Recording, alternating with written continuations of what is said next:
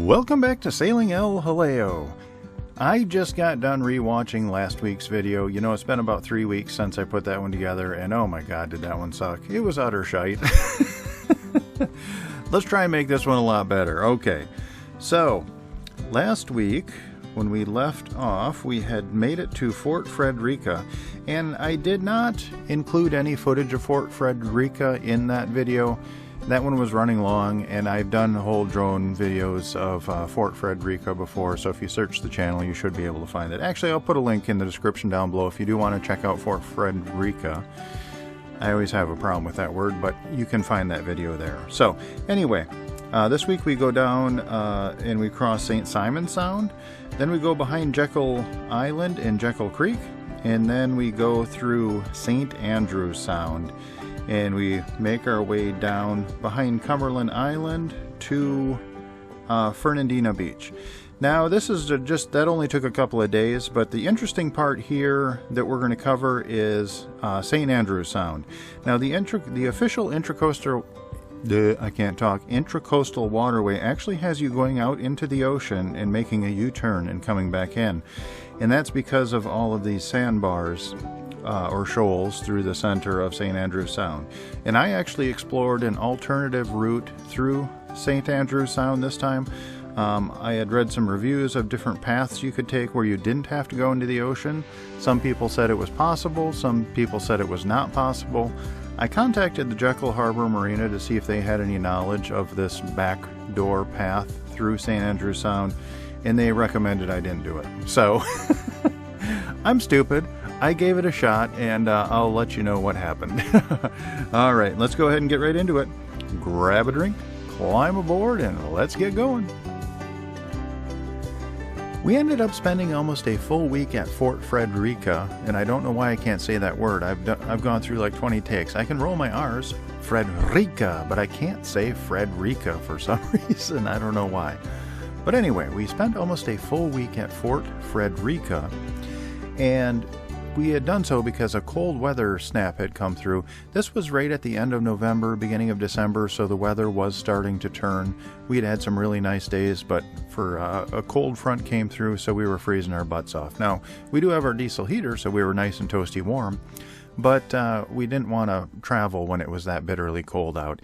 And unfortunately, we had to. This was a bitterly cold day, but after a week sitting still, we do have a large battery bank. It's 1,000 amp hour, but unfortunately, and it's a lithium bank, so you know it has more capacity than a lead acid bank. But you know, all of our cooking and everything we use electric for. So after a week of staying in one place, we had run our battery bank down low enough that we had to run the boat to get some power back into the bank.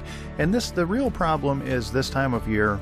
Normally we can sit for as long as we want, you know, and it's perfectly fine.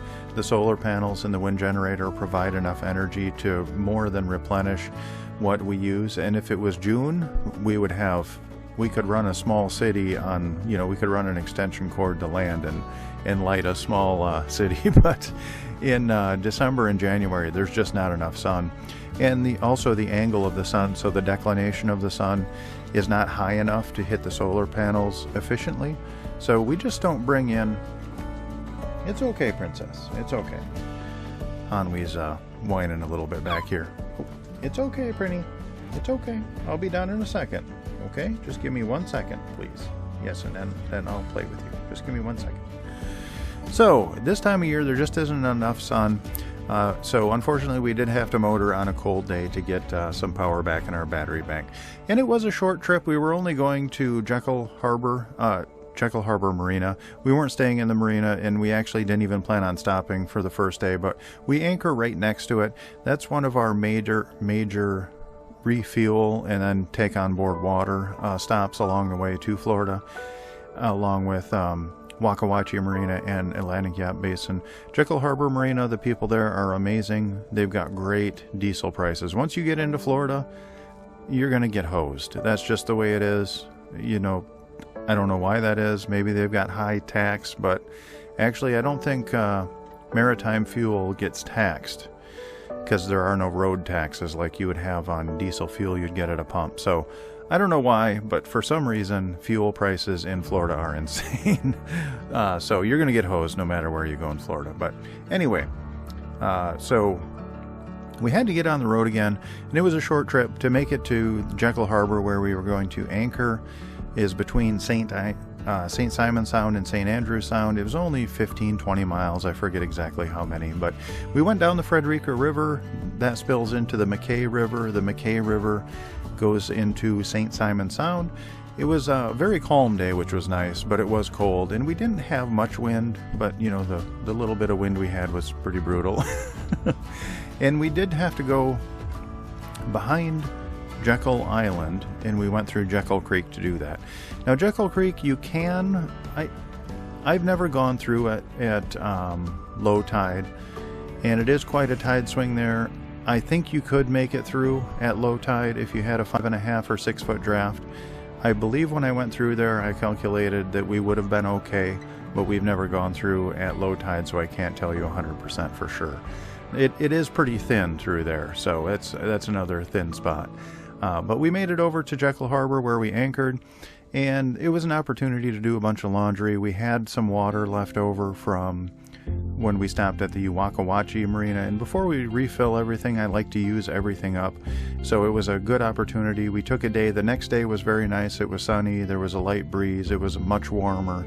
So we did a couple of loads of laundry, got that hung up and dried, and then we could go into Jekyll Harbor and fill up on water and fuel, and then start our exploration through St. Andrew Sound.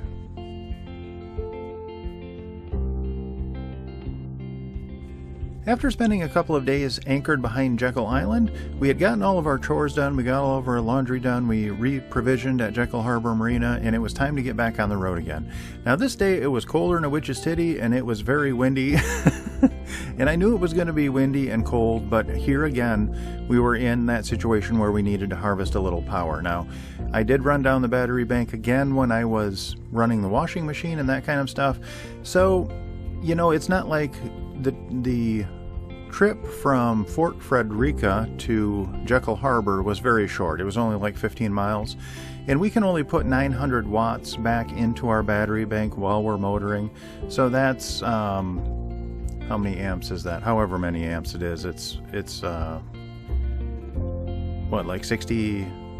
No, around 90 or around 80 amps, somewhere in there. But anyway, you can do the math. So we can only, you know, with our 3 DC to DC charge controllers, that's about what we can do. So, you know, we don't refill the battery bank every time we motor, and it would take multiple days of extensive motoring if we had run the battery bank down to say 10%. Once you get down to 9%, your batteries, the battery management system on the lithium iron phosphate battery starts to freak out. And I've never gotten down that low. I actually have the alarm set to start going off around 15%. I like to have a little cushion in there. And I've heard, I've never been in this situation, but I've heard it can be difficult to get lithium iron phosphate batteries to start accepting charge again if they get down below 9%. I don't know if that's true or not. I don't ever plan on finding out. So anyway, we had to motor this day because we needed the power. So this was probably the first week of December, and we were getting closer to that one day, you know, this the winter solstice, December 21st, which is the shortest day of the year, and every day after that it was going to start getting better. So, and in the meantime, just a real-time update, I did purchase a small generator. I never wanted to have to do that, but when you do a trade-off of motoring just to harvest power versus running a small generator, it just economics, it makes sense to have a small generator. So I don't plan on having to use that maybe more than 4 or 5 times a year in the dog days of winter. And I don't know, is that how that works, or is it the dog days of summer? I don't know, whatever the saying is. In the dead of winter, we do need the extra power, so it's not that big of a deal to run a generator for a couple hours a day to recharge the batteries. But anyway, that's neither here nor there. So we had to motor. It was colder than a witch's titty, and it was going to be rough. And I knew it was going to be rough if we took the normal path through St. Andrew Sound. The normal path has the Intracoastal Waterway going out around a shoal, out into the ocean, and turning around and coming back in through the entrance of St. Andrews Sound. And the shoals there are very extreme. At the entrance to St. Andrews Sound, it goes from 70 feet deep to 8 feet deep in about a 30-foot distance. So they're very steep shoals, and there are warnings all over on Navionics that sometimes it's too shallow depending upon the state of tide. Now, I've never had any issue going through the Intracoastal Waterway, so I don't know how true that is, but I was interested in the backdoor path just because it was going to be calmer, and the wind we would have a little bit of shelter from the wind going on the backdoor route. So we decided to try it. Now, it's not an established route. There are channel markers because there is a river that goes up that way, but you do have to do a little bit of bushwhacking, and there were warnings on Navionics that said you could not make it through, and there were other people that said they've been doing it on their trip, north and south every year for like the last 3 years. So I figured it was pretty safe to give it a try. We were on a rising tide, so if we did get into any trouble, we could, wait a little bit and then back off, as I'll explain here in a little bit. So let's get into the route I took and how it went. Howdy, y'all.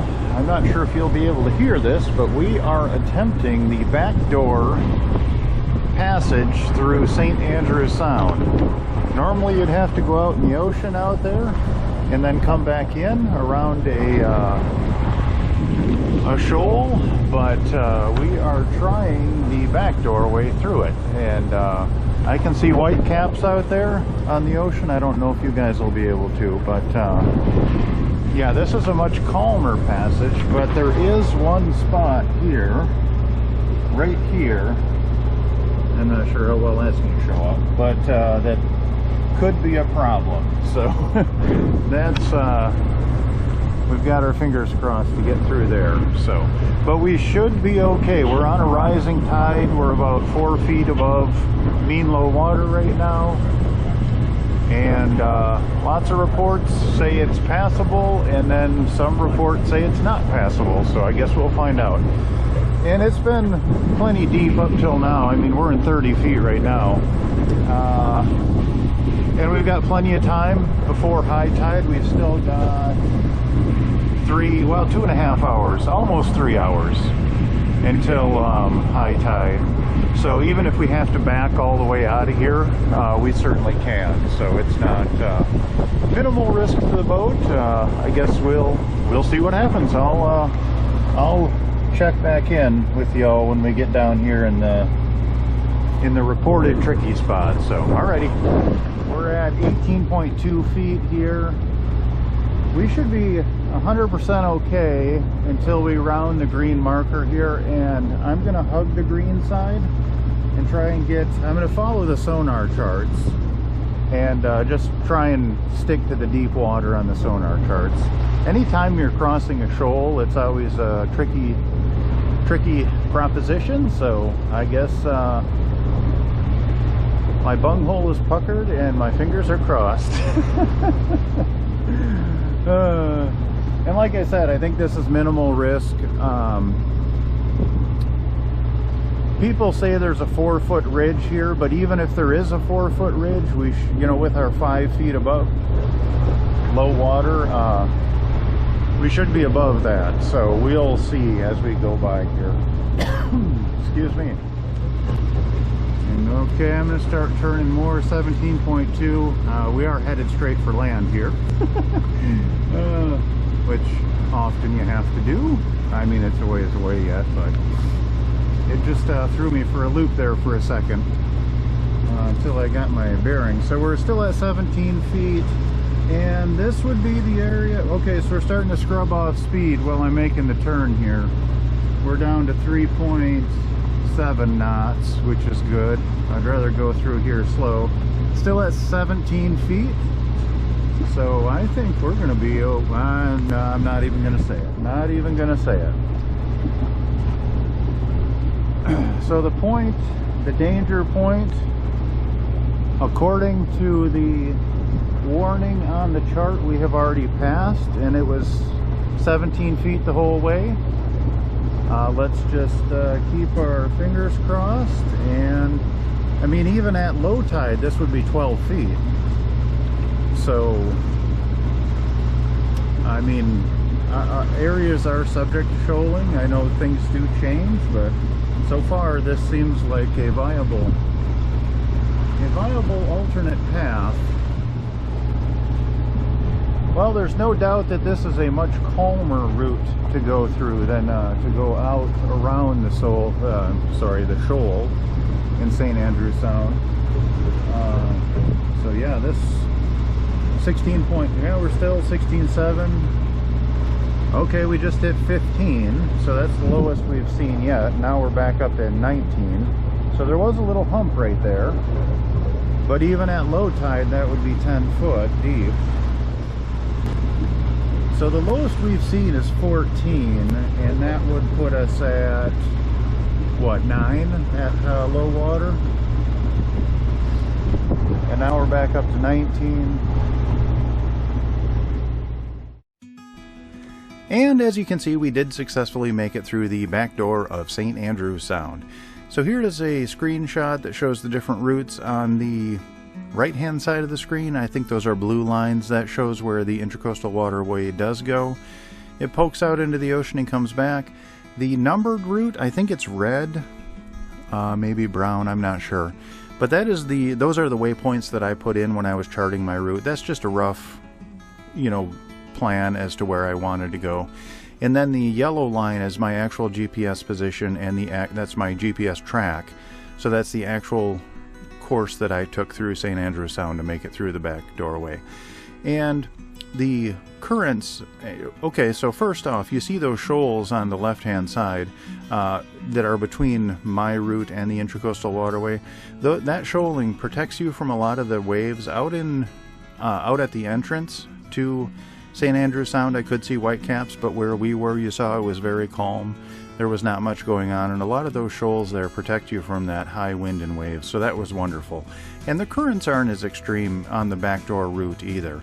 We did have to fight against the current a little bit when we were rejoining the Intracoastal Waterway, but the current was not as strong as it is at the mouth of St. Andrew Sound. It can get really strong out there, but it was very, very gentle. I would say we didn't see currents above 1.5 knots, which is awesome, especially for a slow moving boat like EJ. So this was a great route.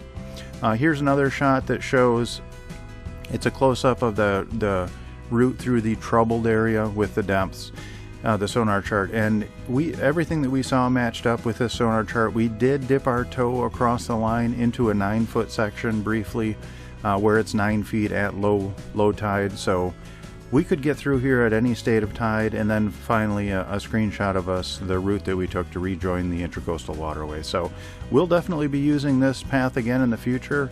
As far as I'm concerned, it's a far better path than the route the Intracoastal Waterway takes.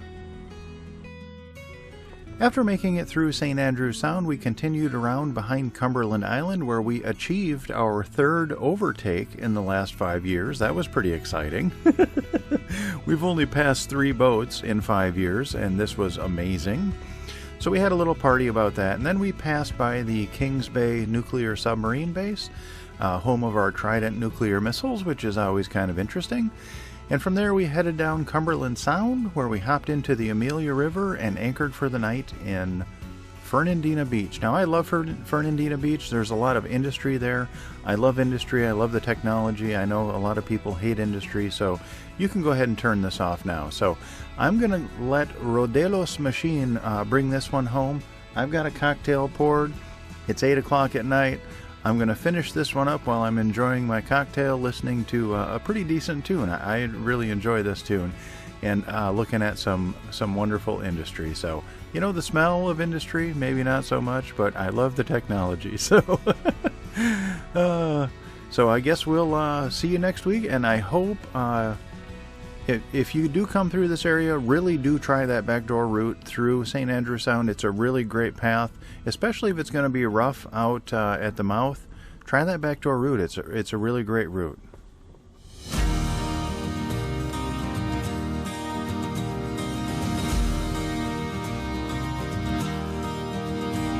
was a morning in June when I heard that tune falling up to the beat of your heart.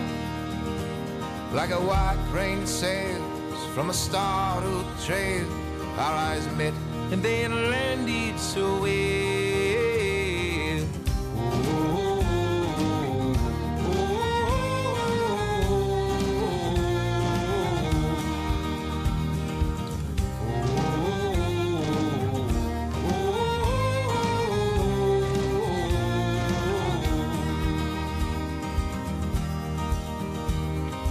Before you could speak, before you could weep, I held your hand in mine. Like a shell on a beach, waiting for your reach, falling up to the mountain to climb. You came reassuring, Mother Nature's procuring, there's no need for doubt in this mind. You came reassuring, Mother Nature's procuring, there's no need for doubt in his mind. And our eyes align like the sun through the pines, in a silent space, in a cup full of time. In these orderly ways, in this disorderly life, I let go of my hand in the jar. For the great moon in the middle of June, falling up to the pole of the tide. Though I've seen it before, and I've ever been told, can touch this feeling inside. You came reassuring, Mother Nature's procuring, there's no need for doubt in his mind.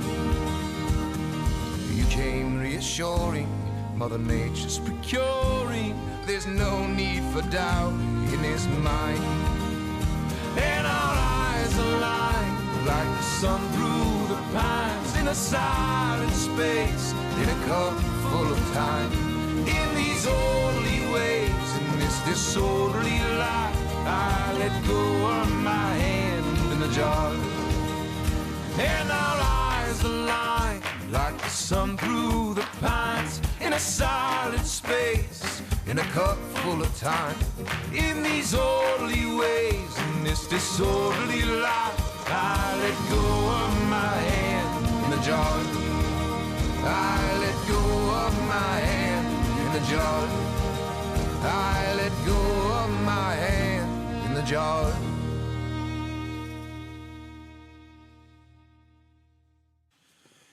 And that's all we have time for this week. I would like to give a massive shout out to my Patreon crew. Without your guys' support, I wouldn't make these videos. And my Patreon crew is Joan and Juddy Judnick, Val and Chris Alcorn, Denise and Eli Sackett, Sherry Erickson, Deb Shaw, Matthew Spotton, Peter Allen, and Natalie Linehan. Thank you guys so very much. Your support really means the world to me. I do have one legacy patron member, and her name is Joan Linbo.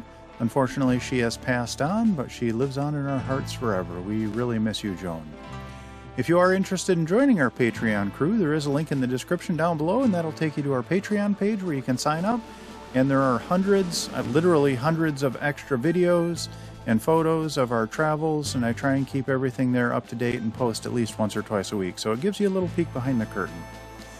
If you do like our videos, please like, comment, and subscribe. That'll help us out more than you'll ever know, and that actually doesn't cost you anything, so hit that like button.